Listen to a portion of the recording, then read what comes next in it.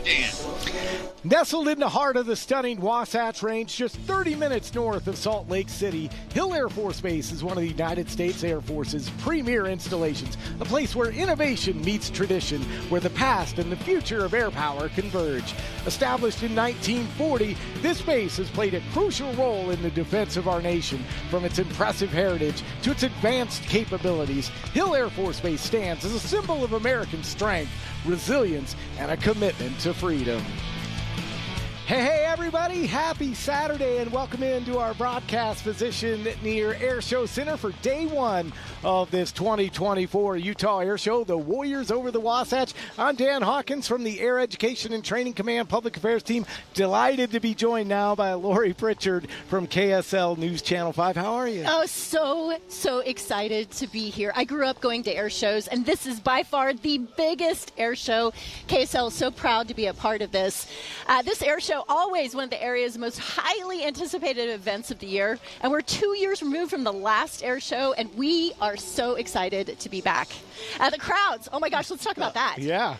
Thousands of people. They are here. They've been in line since early this morning to get through those gates. The show is slated to get underway in just about, 10 minutes or so from now? 10 minutes, yeah. So this base bordered by the colorful Wasatch Mountains to the east and the Great Salt Lake to the west. Hill, home to the 75th Air Base Wing and the Ogden Air Logistics Complex, which provides critical maintenance, repair, and overhaul support for a variety of aircraft and weapon system. The base also proud host to the 388th and the 419th Fighter Wings. They fly those cool F-35s that the people of Utah get to see in the sky I'm every looking day. at one right now. Yeah. And for those that might not know, Hill is the U.S. Air Force's second largest base by population. And also, we're talking geographical size. It's like a small city here. It's huge. It's also one of the state's largest employers.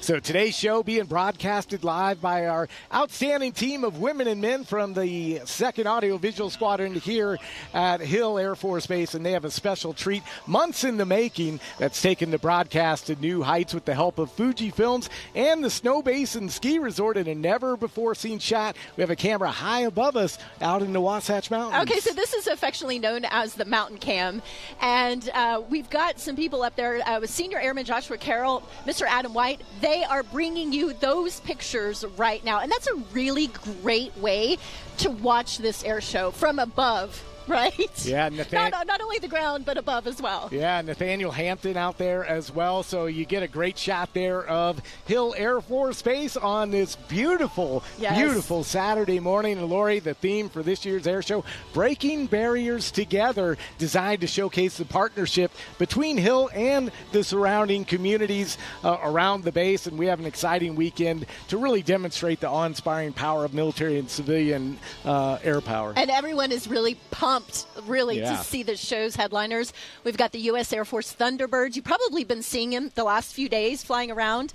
Also appearing this weekend is Hill's own F-35 demonstration team. We've got Tora as well, and the P-51 Mustang. Many more aerial and ground displays. There are so many aircraft out here. I absolutely love Tora. If you've never seen it, their mix of air power assets teaches how the course of U.S. history was changed on December 7th of 1941, of course, the attack on Pearl Harbor. So everyone's really in for a treat. Pyrotechnics, a lot of airplanes. It's just going to be a lot of fun. Yeah, there's also a new act scheduled to appear. It's the 10-6. It's kind of a multi-aircraft show with pyrotechnics. You got flying demonstrations and vehicles that are performing, and it's happening all at the same time. Okay. Yeah, so there will be static ground displays of numerous military and civilian aircraft to include the KC-135, the Stratotanker, the C-5 Galaxy, and our KSL News helicopter, Chopper 5. I've been told you like to fly in the choppers.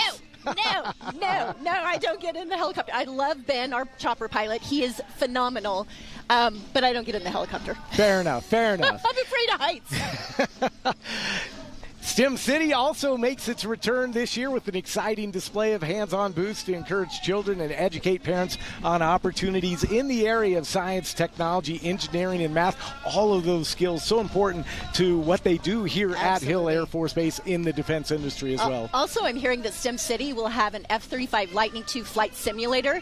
That's presented by Lockheed Martin. So visitors can really experience that firsthand, how you can fly an F-35. I mean, my brother is an A-10 pilot, and that is how he learned, through the simulator first. Yeah. So that's what you get to do. The A-10 Warthog, the Army's best friend. I bet he said that before. Yes, he has. He sure has. There are a few different ways that you can watch the live stream this weekend. We're on the Hill Air Force Base Facebook page. We're also on the KSL Plus app. Download for free. So you can get all your latest news and watch the air show. Absolutely. We'll be there. Yeah, so make sure you give Hill Air Force Base and KSL a follow on social media so you can stay up to speed on everything this weekend. All right, let's talk about the crowd because it's big. It's huge. They continue to file in, and every effort is being made right now to kind of minimize those delays as you come into Hill and also leaving the event as well. So the team here at Hill, happy to have everyone as a guest, but we just want to make sure a few air show do's and don'ts designed really to make your visit safe and enjoyable for those of you that are going to make your way in and out of the base, whether it's today or tomorrow. So for security's sake, base officials ask for your cooperation in keeping dangerous items outside. Don't bring it into the installation. All bags will be quickly inspected, and all individuals are subject to search prior to entering the base and airshow gates. So something to keep in mind. Yeah, so definitely plan your trip. I know if you're on your way out here, you've probably experienced the traffic already, parking, so just be patient. Please consider taking the front runner trains and shuttle buses provided by the Utah Transit Authority. They'll run both days, today and tomorrow. To find out more information about this service, log on to the link that's on your screen. So speaking of learning a little bit more, let's get a weather report from our friend Matt Johnson at KSL. Oh man, Utah's biggest single event is here, and it looks like the weather's going to cooperate. It will definitely be on the warm side, folks. By noon, sunny skies, 87 degrees. Now you get towards 2 and 3 o'clock, we're into the 90s. Really hot out on that tarmac, but this is when the Thunderbirds will be coming out. We get into 5 o'clock, 98 degrees, full-on sunshine for most of the event. Be ready for some hot, hot weather. So what they're saying is it's going to be hot. Bring your sunscreen, that's for sure, and your water. Absolutely delighted now to be joined by Colonel Jeffrey Holland, the commander of the 75th Air Base Wing here at Hill. I guess we could just affectionately say the mayor. Absolutely. I am the unelected mayor of Hill Air Force Base. So can you maybe talk a little bit about what not only the folks who are watching the live stream, but who came out here to the base today, what are they going to see today? Well, they're going to see a great demonstration of American air power, where our military acts, and then the opportunity of aviation, whether it's our civilian acts who are out here, or we also have a large hangar full of STEM events, so a chance to see what kind of opportunities out there for career and education, and then also a great show of appreciation, right? Because this is really a Utah air show. It's a chance for us to give thanks to our local communities in the entire state for all they do to help our airmen feel like they belong when they're assigned here and home at Hill Air Force Base. Now, my brother always says you hear those fighter jets, and that's the sound of freedom. Sound of freedom. So we're so excited to be here, and thank you so much for inviting all of us on behalf of the Utah community onto the base to be able to see this. What does it take to get all of these people onto Hill? Yeah, so we started planning this event as soon as we finished the last one. And so it starts with a small group, about 30 people, and it grows. Today we'll have over 1,000 people between military and community volunteers helping to pull today off. And it really is. It's a 2-year labor of love to pull this off and make it happen for the Utah and the community. So you're actually in a unique position because you had just taken command in 2022 when the air show came. So in a rare instance, as the wing commander, you actually get to sit through 2 air shows at Hill. Absolutely. This is so the last time this happened, it was my 4th day on the job. And so no. It was a little bit overwhelming at that point, but my kids, I have 2 teenagers, and they said, Dad, if you have any chance, we want to do this again. And so I said, all right, kids, we'll see what we can do. And so here we are. And so about 2 weeks from now, I'll have the chance to hand over the flag for Hill Air Force Base to my successor. But my kids are the reason that I'm here today because it's so much fun. Hi, kids. Yeah, absolutely. So why does the Air Force feel that these air shows are so important? There's so many reasons. Can you kind of talk about that? Absolutely. The number one reason is this helps expose people to really what the Air Force does and the opportunity that we have in it, right? Especially at Hill Air Force Base, it's unique. We actually have displays because a lot of Hill Air Force Base are civilian airmen, and you don't actually have to be in the uniform to serve the nation from home here in Utah. But in generally, you're going to have a chance to talk to Colonel Michael Getty, who's the 388th Fighter Wing Commander. He'll tell you that when he was a kid, he decided he wanted to be a pilot when he came to an air show. Yeah. Right? He saw that happen. And that happens time and time again, whether it's going to be a pilot, a mechanic, or any different job in the Air Force. People first get inspired when they see the glory of it all in an air show. I think those mechanics, that's really important to mention, because those are the unsung heroes, because those mechanics keep these planes flying. That's why sometimes you'll see the mechanic's name on the airplane, and they deserve that recognition. Absolutely. So my background in the Air Force is just that, aircraft maintenance. And so, yeah, there's nobody who does more work to make sure that when the show goes off, whether it's mission for war or mission for flying an air show, than the mechanics who make it happen. Yeah, so it's really interesting, too, the fact that so many opportunities to serve. We're actually going to talk to Miss Michelle Hathaway tomorrow about all the civilian opportunities that you mentioned. What's so special about the Hill community with its diverse workforce? It's just, I guess, really the way the community interacts with the base to make sure that we have all the talent that we need to really pull off this huge operation. So on a daily basis, we have about 30,000 people who work and live here at Hill Air Force Base, and about 16,000 of those are civilian. Wow. So about 5,000 of them are uniformed military, and about 6,000 contractors for the government. And so it is really a different base than most Air Force bases, and it's really a matter of bringing everybody's talent and their potential, and helping them fulfill that here. And I think the community around us does that better than anybody else. Well, you were so supported too, and not to mention the fact, we KSL did stories with local businesses that surround Hill, and they said that this weekend they make their most money because so many people come in. I mean, people come from all over the country to come see this. It is one of the biggest air shows we know, but it's also one of the a really large air base. And those of us who are civilians, we don't get to come on the base very often. Yeah. Tell us, it's kind of like a small city. What do you have here that, people may not really know who don't get a chance to get on an air base? Yeah, so we have a little bit of everything. We really are a small city. Yeah. We have a Department of Public Works, just like a city would. We have a police force. We have a hospital. We have all those kind of activities that happen in a normal city. They happen here, too. And it's just a little microcosm of what's out there. And so we're excited to have people come on. What we don't have a lot of is parking. So I do want to encourage people, use public transit to get here is the best way. Yeah, no, that's a really great point. So, you talked about Colonel Getty and why he decided to join the Air Force. And, obviously as you think about inspiring the next generation, what made you want to join the Air Force? So I grew up with my dad serving in the Army, and so I grew up in the 80s and 90s, and so it was G.I. Joe in the Cold War. And so that's the life that I lived. But I joined the Air Force. I went to the Air Force Academy in Colorado, and my intent was to serve for 5 years. And I've served a little bit longer than 5 years at this point. I'm closing in just past 24 years in the Air Force. And the reason I continue to serve is because the airmen that I get to serve with, and the mission that we get to do defending freedom. So I've had a chance to be part of the Air Force as we responded to 9/11. I've been part of humanitarian relief missions both overseas and at home for hurricane relief. There's no better feeling than knowing that you're making a difference in somebody's life and really defending the things that we hold dear. Okay, let's talk about your job on a day-to-day basis. Like, tell me what you do kind of, as you go about your day.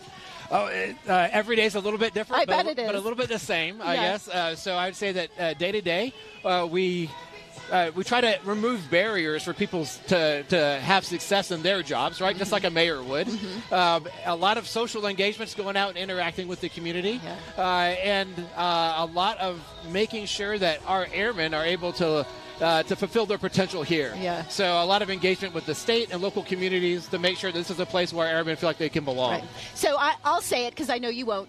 He's kind of a big deal. He is a big deal. He's the mayor. He's the mayor. Yeah. So, I mean, as the crowd continues to file in, we get really close to the start of this air show. I'm just curious, and this may be a loaded question, so I'll warn you ahead of time, but maybe what's your favorite aircraft? So that's really tough. That is The politician coming out. But I'll tell you the truth. So the last aircraft that I had the chance to work on was the B-2. So the stealth bomber. Yeah. And if things line up correctly today, we should see a flyover. I won't reveal the time, so you got to come out and watch. But we should see one of those fly overhead, and I think those are just amazing. It is. They can carry up to 80 individually targetable bombs at one time, so they can really. It's almost like an entire strike force by itself. And it's also one of our nuclear-capable bombers. Wow. So we won't be carrying anything nuclear when it flies over here, so no need to worry there. But it is a really powerful airplane, and it's just it's magic to work on. Now, you said you're going to be moving on pretty soon. What are you going to miss about Utah? Wow, so I'm going to miss a ton. So I love the view behind us, right? I heard you talk about it. This is a lot of our performers, one of their favorite places to perform because of the backdrop. Mm-hmm. We love the mountains. We've had a great time with the community. We have loved every aspect about our job here. Yeah, it's going to be a lot of fun to maybe catch that B-2 Spirit hitting across that backdrop. That's going to be pretty majestic. It will be fantastic. and if the weather cooperates with us, we will see the largest pyrotechnic display in the country this year. Wow. Yeah, because it's not only Tora, but there's some other acts that use pyrotechnics. We have a ton of acts that are doing pyro today. So it'll be, like I said, we confirmed it. It is the largest in the country if the weather cooperates. Okay, so when you call people up and say, hey, do you want to be part of this? And they just automatically say yes because they want to come here? That is very true. We do a great job taking care of our performers here. The backdrop is, like I said, among the best in the country, and everybody loves to perform here. Yeah, so as we get set to start, we'll let you leave on this last note. But, she talked about, the things that you're going to miss about Utah. But any last thoughts for the people in the surrounding communities who support Hill every single day? It really is just thank you. Right, that's why we put on this show. That's why we do a 2-year labor of love, is so that we can make sure that you understand how much we appreciate what they bring to us, so that we can do our jobs as airmen for our country. Well, on behalf of Utah, I just want to say thank you so much for your service and what you've done for our community here up at in Layton and the surrounding areas. We appreciate you. Thank you. Thank you so much. All right. Well, that was Colonel Jeff Holland, the commander of the 75th Air Base Wing here at Hill Air Force Base. So it's about time for showtime, Lori. So we're going to go out and check out the skies above Hill as the United States Special Operations Command parachute team gets ready to make its way to Air Show Center. So we're going to go ahead and take a look now, before we take it out to Show Center, at a little bit of that economic impact that Lori was talking about earlier. Absolutely. So many businesses feel the effects of this air show, and this is one of their biggest weekends. Take a look at how this air show impacts not only just Hill, but the surrounding area. In this corner of Layton, the burritos and tacos. Everybody know our famous queso. And yeah, that too. They all draw people into Moe's, a nationally known chain, but Michael Lynn is part owner of the only one in Utah. But after 9 years here, he knows those numbers will shoot way up as crowds converge to look at the sky. Air show will bring a lot of customers coming here, and especially we have a patio in here, and you can sit down watching the airplane fly over your head. That's amazing. The sounds of freedom bring a huge boost to the economy. So we pull from about an 8-state area for this air show every 2 years. We see about 250,000 visitors a day. Kevin Ireland, executive director at the Utah Air Show Foundation, says they've come to expect that Warriors Over the Wasatch serves as a major draw for a whole lot of people. It's one of the largest on-installation air shows in the country. And while many of those visitors are here, they stay and extend their stay and visit, the Big Five down south, the Dinosaur Park, and other areas around northern Utah. The reason why business owners are already gearing up for likely the biggest weekend of the year. Yeah, definitely. We're planning like 2 weeks ahead and to making sure everything will go smoothly.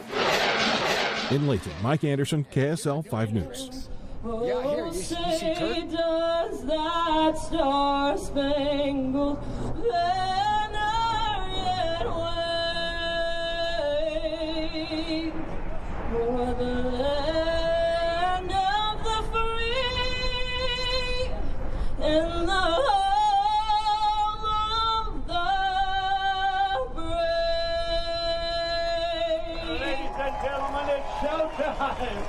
Oh, thank you. Please be seated. Please be comfortable. And Miss Nellie Franco, you are A little portion of the national anthem there, as of course that's why we're here, to celebrate our freedom. And I'm so excited to introduce you to Kevin Ireland, who is part of the Utah Air Show Foundation. Thank you so much for being with us. Thank you so much for working on this. How long has the planning, how much planning has gone into making all of this happen today? Well, Lori, good morning. You know, it takes us about 20 months to put all this together. Wow. We'll literally start about August or September of this year for 26. Wow. Yeah, it just takes that long to put everything together because, as you can imagine, the logistics for something this large takes a long time. Yeah, so what is the role of the Utah Air Show Foundation? It's kind of a unique organization that really helps the base put this event on. Yeah, absolutely. We created the foundation with one purpose in mind, and that was to help fund the air show. With the restrictions that the military has, with being at wartime and people overseas, they don't have the dollars it takes to put on large air shows like this, and we saw a need. And air shows are so important because they're a recruiting tool for the Air Force. So we felt we should step in, and we created our 501c3 to actually step in and help fund for the air shows and have grown it into this huge event that we absolutely love doing. You have got to be so proud of this. I mean, this is one of the largest air shows in the country. Yeah, it's amazing. And the performers that come love coming here. We take care of them really well, and they love to fly here with that incredible background that we have. And it's really become the premier air show in the Western United States. Yeah, so we talked a little bit about it. We saw the economic impact package, and we talked a little bit about that with Colonel Holland. Yeah. But the air show really not only is a recruiting tool, but it's really helpful for the entire communities that surround the base as well. Oh, no question, because, you know, we have people that come from 8-state area around us that will come in and spend 4 or 5 days here. They'll go to the Dinosaur Park. They'll go to the zoo. They'll go down to the Big Five and to one of the national parks. And then they come to this weekend for the air show. So it really boosts a lot of what goes on in the community, both through hotels, gas purchasing, food. And we're just so happy that we're able to do that for the state. What is your background? Tell me a little bit about you. How did you get involved in this? I've done a little bit of everything, but I ran shopping centers for a long time. I ran Fashion Place at Trolley Square, Ogden City Mall. But I've always been involved in doing events. I've helped with state Harley rallies, concert venues. And so it's just, I like doing events, and they asked for somebody to help them years ago. And I said, well, I'll help out. Well, in doing events like that you have in the past, how is that different than this kind of event? Completely different, because you have to really create a partnership with the military. Because what I can do on the outside is completely different than what we can do inside here. So we, over the years, have really created a great partnership and have been able to build a package that brings this to the community. How many people are with the Utah Air Foundation? You're looking at it. Oh, wow. A one-man band. Dang. I am a one-man band. As you see, Hats some off to you. aircraft are in the air. Lori and Kevin, the start, we saw a C-130 getting ready to go take off as well. And as Kevin, as we look at the start of flying for the day, it's so exciting. But can you kind of talk about maybe the process of, you know, how do you figure out what acts to bring in, and how does that work? So what we try to do is we try to look to see what we want to present to the public in any particular year for an air show. And based upon that, we start looking and selecting who has those types of aircraft. Now, along with that, we want to make sure we have the best pilots we can possibly get. And you're seeing two of the top pilots right now in the country. Rob Holland is like 12-time national champion in aerobatics. And Bill Stein, they call the pilot's pilot. He has trained most of the aerobatic pilots out there. So they are two of the absolute best. Yeah, Rob Holland in the MXSRH and Bill Stein in the Zivco Edge 540. Yeah. Those are two pretty cool airplanes. Yeah, and they'll both be doing solo acts later today, so we're real excited about having them here. Yeah, so we're talking about all the stuff you're going to see in the sky, but there's a lot that you probably do to get all the static displays here. No question. We have lots of statics, both World War II era, Vietnam era, and right up to modern-day F-35s. But, we also have things like STEM City. Science, technology, engineering, mathematics. We have universities here and different companies showing people and kids this is what you can do with that kind of education. It could be building an airplane. It could be building an engine. It could be robotics. There's a lot of different ways to utilize that education. And so we really like to present that to people and have them enjoy that. When you walk through the crowd, what are some of the things that you overhear people saying, especially, maybe kids to their parents? Or... The thing I hear the most is wow, probably. Like the kids just absolutely love it. But I hear wow from adults as well. I mean, people are just so enamored with what they're seeing and understanding how they fly these airplanes the way they do.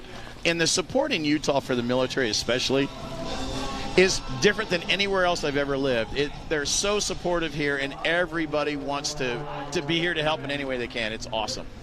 Yeah, and so I'm just curious. We talked a little bit with Colonel Holland about his background and what made him decide to join the Air Force, but what kind of stoked your love of aviation? I grew up going to air shows in Ohio, in Dayton, and then Fort Wayne, Indiana, and I just always was in love with watching the airplanes fly. So when I had an opportunity back in the 90s here in Utah to give some assistance, I volunteered and started helping, and the more I got involved and the more I learned about the industry, the more I fell in love with it and essentially built my own job. Do you, it's so interesting. Same thing. My father growing up, he was just enamored with airplanes and took us around to air shows around Missouri.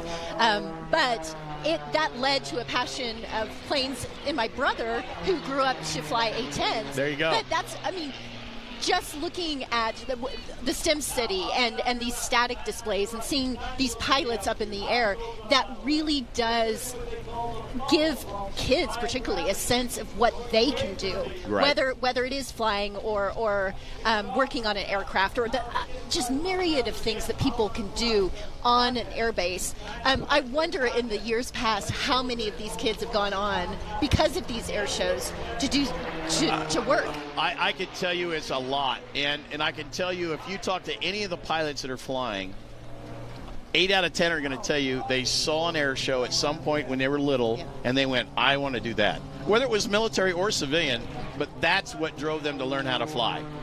I love that this is a mix, too. We've got the military, but we also have some civilian planes as well. Yeah, we try to mix it up and really give you a taste of all different types of aviation and what you can see.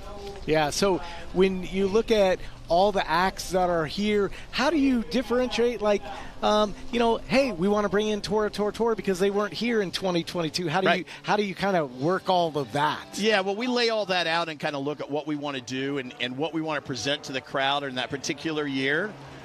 Certainly we have our top 5 or 6 favorites from the civilian side that we really like to have because A, they're the best pilots, and B, they're easy to work with, they like coming here, and those are the people we want to have here. But then we also reach out to people like Tora who haven't had an opportunity to be here, and we're willing to fly out here and do the show and present to the people something completely different from what they've ever seen before. And that's what we're always trying to bring, something new, something different, and really something that's just going to make people go, wow. Do you ever get a chance to actually watch what's happening? Yeah. Sunday afternoon, usually I can take a breath and catch the last hour or so, but that's about it.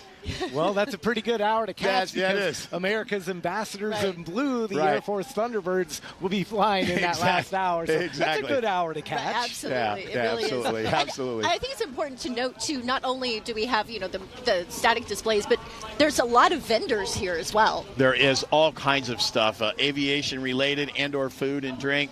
There's something here for everybody. So if people are worried about coming out and what we're going to have, we have everything. Come out and spend the day with the family, bring the kids. It's a free event.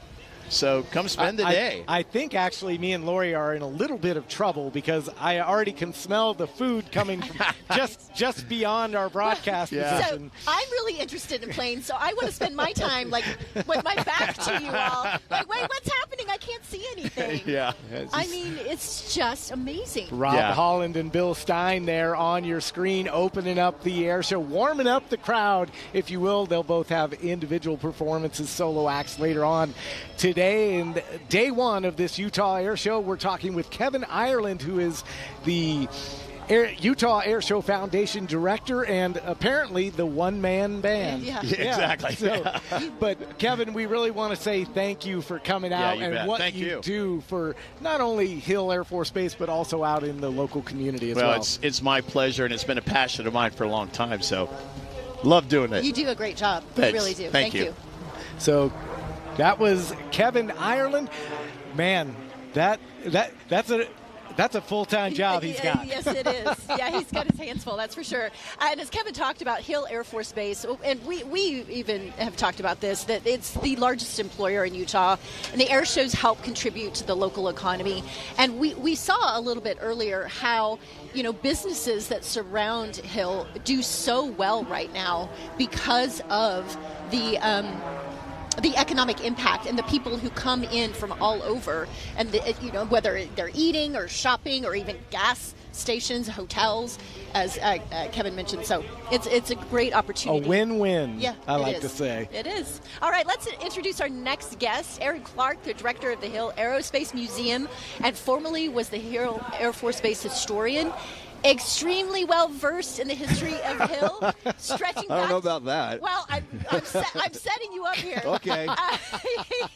And he was here for pressure. the groundbreaking ceremonies for Hill Field, January 12th, 1940. You were not here. I wasn't but here. You're well versed in that. Wasn't even a twinkle, so not even. I misspoke. Okay, one of my favorite places in the state of Utah is the museum here at Hill, and it's You're free. a smart individual. I love it. Yeah, it's great. Free. Yeah, it is free. It is a great place. Particularly, I took my kids Yeah. many times, but Yeah. particularly when they were young. Tell us, for those of you out there that maybe haven't been to the museum, tell us a little bit about it. No, absolutely. Yeah, it started in 1984. We're an Air Force Field Museum, so we're part of the federal program. Everything we have is part of the national collection. We have a really focused mission. A lot of people come to our museum and think it's just an Air Force museum, but we're actually focused on just the history of Hill Air Force Base and Utah aviation because it's made that big of an impact, and that's what our focus is, and that's what it spans. From the Wright Flyer to F-22s, and what the airmen did over the past 80 years to not just make Utah flourish, but protect democracy across the globe. So that's what we're doing there, and it's pretty fun. And so maybe for some who are just tuning in today and don't know that much about Hill specifically, can you give us maybe the elevator version of how Hill got started and why and where we're at today? Absolutely. So prior to World War II, we knew something was going to happen, right? So we were looking to build up our militaries, our bases, and the next thing to consider is location. Where Hill Air Force Base sits. We're on a plateau, great for drainage. Okay, it's a really hard surface. It's really good for a runway. Not only that, but if you look over here, the Weber Canyon, that was the first natural passage for the transcontinental airmail route. So planes can fly back and forth through there really easily. And we witnessed it this morning, all this wind, right? Well, there's a big wind. Yes. No, but all this wind blew the fog away. We don't have fog problems here, and it creates great lift for aircraft. So location. Not only that, but we were equidistant to all the air bases on the West Coast. Really? Yeah. And we had Utah citizens, elected officials were advocating, and it just made sense then to put it here. Yeah, so obviously you talked about location, but what are some of the major missions that have kind of taken root here at Hill, and how did they contribute overall to the Air Force? Yeah, absolutely. So being the museum is kind of fun because we get a lot of guests who come in, and they have no idea what happens at Hill Air Force Base. And Hill Air Force Base has the primary mission for over 80 years. It's a depot. And a lot of people say, well, what's a depot? We maintain weapon systems. We're the fighter depot. We fix, repair, overhaul aircraft, intercontinental ballistic missiles, and a myriad of other things. That's what we do here. So they think everyone flies here a lot of times, but no. In fact, we have tens of thousands of people fixing weapon systems. Really cool. not only that, we have combat units, who go forward deployed to meet our enemy, meet our aggressors. We have a test and training range to the west that's just awesome. We have, warfighters from every branch testing and training. Intercontinental ballistic missiles. We develop, manage, and sustain the fleet here at Hill Air Force Base. There is a lot of cool things going on in this installation that people don't know about. Speaking of cool things, we'd be remiss, Lori, if we don't point out the Hot Streak 2 piloted by Hayden Proffitt II, the grandson of legendary Hall of Fame drag racer Hayden Proffitt, a 4-time national champion in the NHRA. That thing has a little bit of juice. How much gas do you think he goes through on a daily basis? A lot. I don't know, but it has 12,500 pounds of thrust with afterburner. I do know that. Wow. It's pretty scary. All right. Yeah. But tell me a little bit. Of all the things and all the things that you explained that go on at Hill, yeah, I haven't thought about the work or the role of a historian. How did you fall into that? On accident. Really? Yeah. I've always wanted to be. I've always loved history. My father was in the Air Force, and they took me around the country and learned more about the history of this country. And it just blossomed from there. And then when I was going to college, I found out this little secret. There's historians in the military, and from that point, that was my focus, is to get my education. I'm prior service as well, so I kind of heard about it a little bit there. But hearing about it, and then I just tried to focus on it and get into it, and I've been lucky enough to fill that role. So, and we don't just sit there and watch movies like Saving Private Ryan. What they actually do is they do interesting stuff in collecting the information from units and what they're doing, and they archive it and analyze it for our leaders to go back and look at. So it's pretty fun. Yeah, so you have a new addition kind of transitioning to the museum tactically, but the Skaggs Gallery, what is that about? Yeah, that's been a 10-year effort, and we're extremely excited about it. It's the largest gallery in our collection. Well, there goes. I think that was a race. Yeah, probably. I'm not sure who won that. I'm not. I think the plane just won. Okay, you're fine. That was cool. Yeah, it was very cool. We have a 100,000 square foot indoor gallery, brand new. It houses a lot of our collection. It has 2 new additions, an F-22 stealth fighter. We're one of the only museums that has that F-22. How did you, if you don't mind my interrupting, how did you get that? How did you acquire it? No, that's perfectly fine. It was actually one of the pre-production models, and then they used it as a trainer in Florida, and then it was hit by Hurricane Michael. Oh, really? And they could no longer use it, so we made a pitch for it. Okay. And we actually went down there, took it apart, put it on a C-5, and flew it back to Utah, and demilitarized it, and now it's in our museum. So that's part of this whole new wing that you have. Yeah, so the F-22, we have the U-2, the SR-71, the whole Skunk Works collection. We talk about modern warfare in there, from the F-16s all the way to Cold War warfare with the F-86s. So just a whole variety of aircraft that really expound on the impact that our airmen have made over the years. Wow, and it just seems like there's so much to see. How can people find more information about the museum? No, absolutely. So go to aerospaceutah.org. aerospaceutah.org. You'll learn all you need to know about the museum's location, operating hours, Tuesday through Saturday, 9 to 4, and it's absolutely free. Bring a date, bring your kids, do whatever you'd like, but just come check it out and learn more about Utah and its aviation history. Utah's favorite word, free. That's why I bring it up, absolutely. Right. Yeah. What kind of outreach programs do you all have? We have several. We have an awesome education program where we have about encounters with 20,000 students a year. We go across northern Utah, and we go into Salt Lake and Utah County as well, and we teach them about aerospace science. And not only that, but careers on Hill Air Force Base and aerospace industry. We also have an awesome internship program for all the universities. We don't just do museum work, we do education work, we do aircraft maintenance. So if you're interested in getting into any of those fields, look at our website. Come do an internship with us to learn more about it. I love the volunteers who work at the museum, too. Yeah. They are wonderful people. Yeah, they're the heart and soul. We have over 180 volunteers, and that place would not tick without their support. So I'm really interested in the outreach. Do you work with the units that are actually on Hill as well to provide opportunities, or how does absolutely. that look like? Yeah, let's say, for example, we're doing some outreach with some of the local schools who want to learn more about the depot maintenance that happens on Hill Air Force Base. We'll go to their classrooms. They'll come to the museum. But then we have sometimes opportunities to bring them on base to actually show them what that looks like, right? Because a lot of people don't have any idea. Like, the air show is a rare opportunity for the public to see this base, and we try to make that opportunity more often with these students so they're exposed to it and know what they could do in their future. Yeah, because that's what you want to do. You always want to inspire the next generation. Absolutely. Whatever field that they go into, to be able to serve their country in a way that is honorable. Yeah, and this is certainly a way to do that. Yeah, we're trying to use the collection in creative ways. Instead of just going in and looking at aircraft, we want them to come in. We have some students to come and help us repair and restore these aircraft. So instead of making little projects in the classroom, they can come into this and work on a stealth fighter. Where else can you do that? Pretty cool, huh? No. Yeah. That's amazing. Yeah. I mean, you're not going to get that kind of opportunity just anywhere. No. It's pretty fun. So great. Such a great, I can't tell you how fun it is to bring the kids there to that museum. And some of them they can climb on. Like, you can really get up close. Well, you can get up close.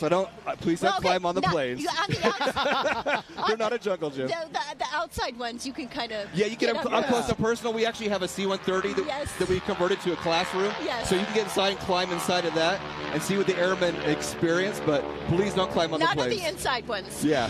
The outside, you're probably. Go take a look, smell it, whatever you'd like to do, but don't climb on it, please. Okay. Well, Aaron, we really enjoyed our time with you talking about the Aerospace Museum and the wonderful work that you guys are doing, bringing aviation and hill history to the masses. Happy to do it. Thanks for supporting the air show. Absolutely.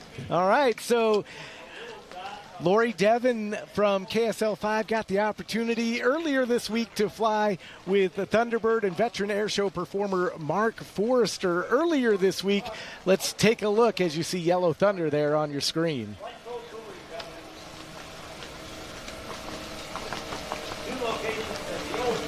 All right, we're going to stick here with Yellow Thunder.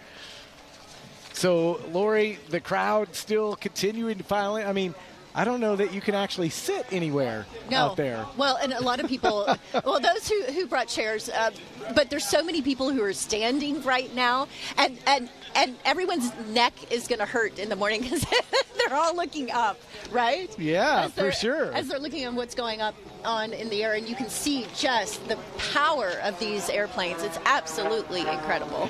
Yeah, so the Yellow Thunder in the skies. We have a lot more coming up here. The A-37 is going to be taking to the air soon. And at 10:30, Lori, just in case you're wondering, that's when Tora is going to take to the skies. I'm telling you, I've seen it before. It's an awesome display. Tell us about it. What is that going to look like? Yeah, so it's really a history lesson about the attack on Pearl Harbor and the events of December 7th, 1941. And so we'll see old American and Japanese warbirds, so the P-51 Mustang, for example, and they basically reenact the battle over in the skies over Pearl Harbor. And so it's just amazing, and the real life explosions and the pyrotechnics, you can actually feel the heat from all the pyrotechnics. I mean, the crowd is going to absolutely go crazy. Well, and this is the first time that they've been here, correct? The Tora. So this is new for Hill Air Force Base. I don't know if they were here. They weren't here in 2022, and the previous show to that was 2018. Okay, so that was a while ago. So, yeah, if it was a long time ago. So here we go. So we're going to take a quick moment. We're going to send it out to Air Show Center and listen in to the Air Show narrator. Cockpit, slice the horizon by 90 degrees. Turns off the smoke. In goes the clutch. Shifts into reverse. Let's back it up and continue rolling. This is called the torque roll. Doesn't see the ground, watches the altimeter, and says it's time to get out of that one. Give Bob Freeman a big round of applause for that torque roll. Now, off on your left, you saw the arcing maneuver known as the half Cuban 8. There's another way to turn around. It's called the shark's tooth. It's not so much of an arc as it is a 45-degree angle. What does it look like? It looks like that, straight up and then down on the 45-degree line with a series of rolls. To keep the airplane in front of us in the stage at all time is the key to these professionals. So he's going to do 5/8 of a loop. You know that to be a half Cuban 8. Change direction, pick up altitude. Now watch this as you see the smoke billow around the aircraft into the pinwheel maneuver.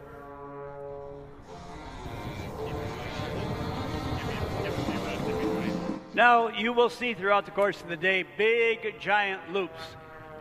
This is a loop that Bob Freeman's going to force the airplane around to do things it doesn't want to do. Like that, like a mini loop. See that smoke billowing up behind it? The wings are shuddering, and that's a donut hole in the sky. Now, what impresses the judges, both nationally and internationally, is the ability to combine maneuvers at the same time. So you see a tumble the hard way going up. That shows you the performance of the brand new 330X SX, easy for you to say. And then torquing the aircraft and then proceeding off and away from Here's us. my Now, flight suit. Let's get dressed.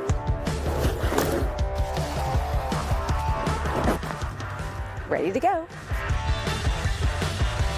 We're going to take you out on a great flight, and we're going to have fun to demonstrate a little bit of the capabilities of the L-39.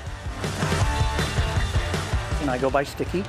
I'm a retired Air Force pilot from 24 years. I've done probably 500 or 600 air shows because I'm a little kid and I've got a passion for aviation that doesn't quit, and I just love it.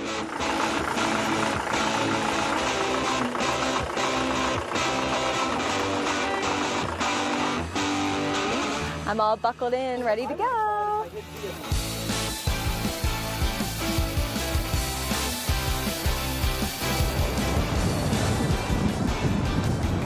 Almost immediately, I said, okay, Devin, are you ready to fly the airplane? And you were like, I'm ready to go. Let's take this I on. said, okay, we're doing it. Only 30 seconds in. You did it beautifully. Rolled it around a little slowly, kind of asked and said, you doing okay? And you're like, yeah, bring it on. So we did a couple of loops. It is the G's, when you pull into the G's, is a little unexpected. That was cool. What a beautiful view of watching the horizon come up. It was so inverted. cool. She's like, is that all you have? And I went, yeah, I can do one more thing. Let's put this thing upside down. Mountains are upside down.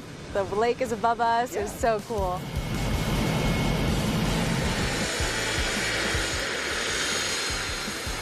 Whew, that was fun.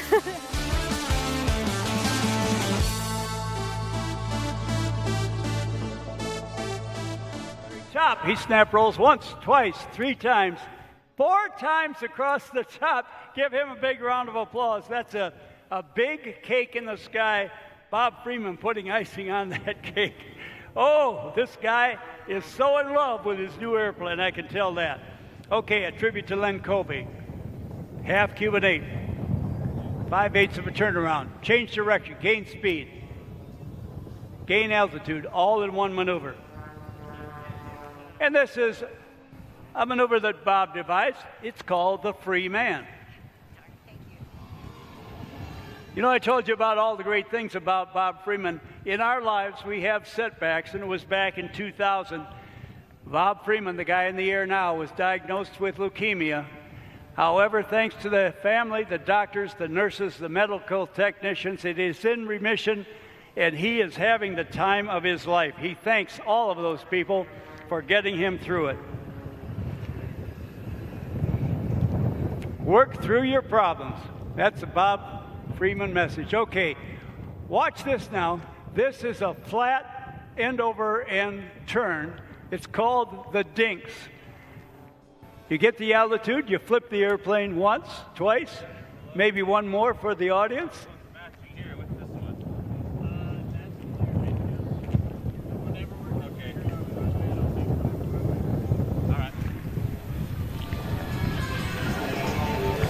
A great sky dance in the sky, always entertaining the folks, always coming in with another maneuver.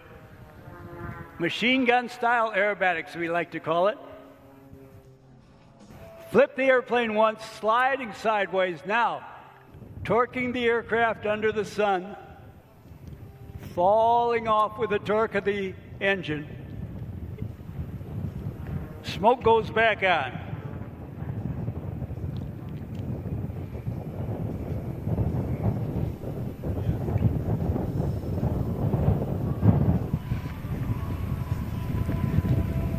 Tumbling end over in on the right, he calls that the black snap.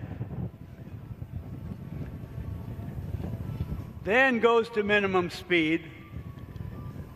As he starts down with full power, with a new airplane very quickly getting back into target speed.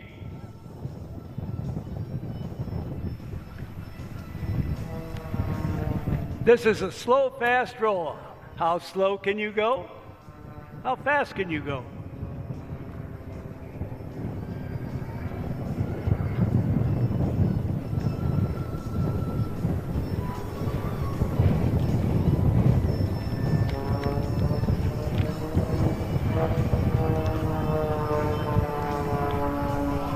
Gyroscopic maneuvers are made possible by the use of space-age materials, which is very light without being flimsy, very strong as well. And then a modified American-built engine and a very high-tech propeller. That combination is what allows you to do these maneuvers that Bob is doing, never thought possible some years ago with our conventional designed aircraft using conventional components and material. Space-age material made a lot of difference. Series of point rolls, 8-point hesitation roll. You stop every 45 degrees. If you don't do it right, the judges will know it, and they may penalize you, but they give Bob a perfect 10 on that 8-point hesitation roll. There's the tower.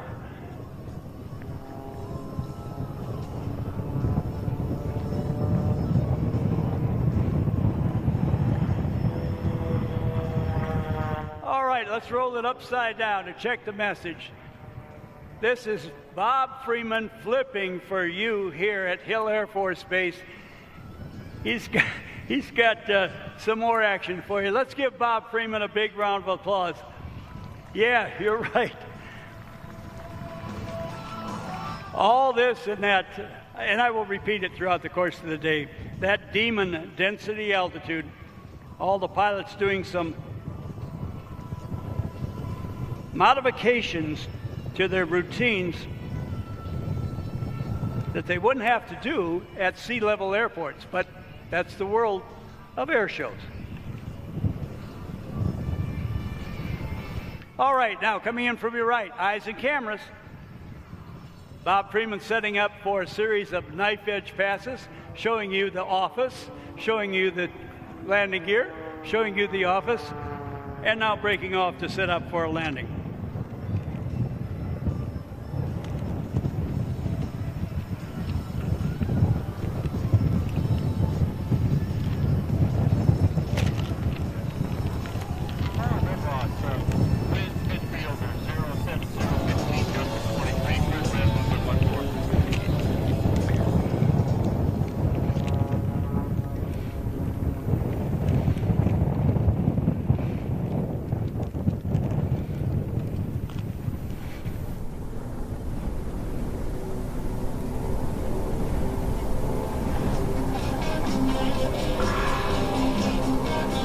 Now we're going to change the pace as I hear thunder. We're going to have to stretch it out just a little bit because we're running way ahead. We're going to kind of slow down just a smidge. That's what we got.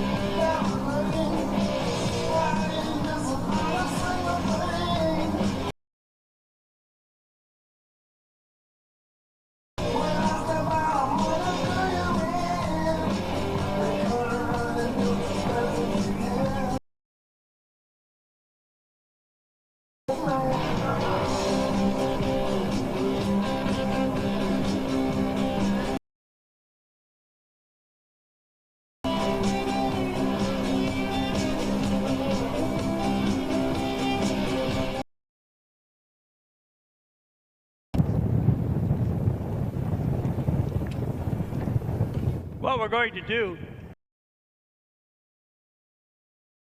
he's going to taxi in, and we're going to have him go taxi up towards the crowd. And you could show your appreciation like you did when he was flying. Once he popped headgear on, his radio gear, that cockpit is somewhat of an echo chamber. He cannot hear your applause till he gets unstrapped, takes the headgear off, shuts down all of the switches and the master. But right now, if you wanted to, you could wave. He'd love that animation. Yeah.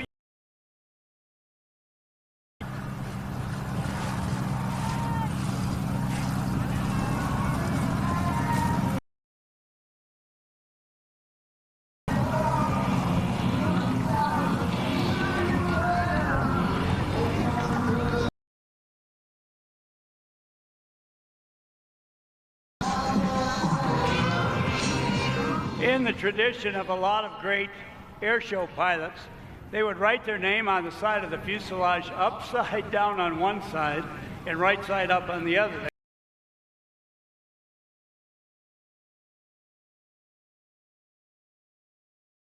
It's time to release all the switches.